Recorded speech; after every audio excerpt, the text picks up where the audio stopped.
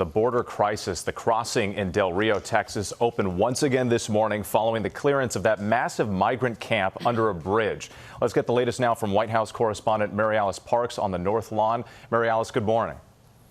Good morning to you, Whit. We know this morning that thousands of displaced Haitians are waking up in limbo. The Department of Homeland Security telling us that 8,000 people who had been camped out there under that border bridge in Del Rio, Texas, returned to Mexico. Mexican authorities offering some options for staying there in the country, helping others with flights and buses elsewhere further south. Some 17,000 people who had crossed there in Del Rio in these last few weeks are now in the United States. Some are still being processed and could still face immediate expulsion under strict COVID protocols still in place. But more than 12,000 have been given some time. They will be able to plea a case in front of immigration judges, maybe ask for asylum, seek some other form of legal immigration status. And functionally, that process can take a while, months or even years. We know that the U.S. immigration courts have a backlog of over 1 million cases. The Homeland Security Secretary said again Friday that the immigration system in this country is broken. That's an idea we hear from everyone here in Washington, but no one seems to know how to come together to fix it. Now, yesterday, that port of entry in Del Rio, Texas, was opened again for passenger traffic. Tomorrow, cargo traffic will be able to resume.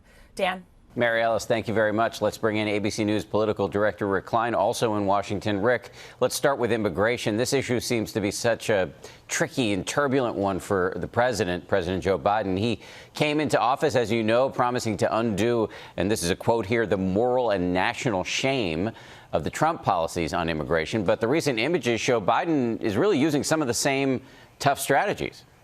Yeah, Dan, and even as he has denounced some of the individual tactics, he has kept in place one key policy from the Trump era that allows for the quick deportation of these would-be refugees.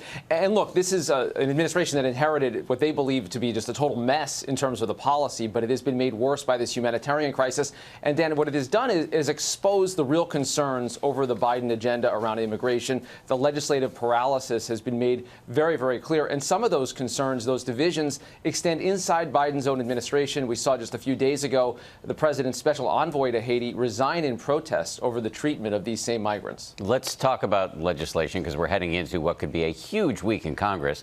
The Speaker of the House, Nancy Pelosi, is promising to push through a series of big votes. What is on the agenda, and can she manage all of this? Dan, there are two huge bills and two huge deadlines, all of them crashing together at the same time in what could be the biggest test ever for Speaker Nancy Pelosi.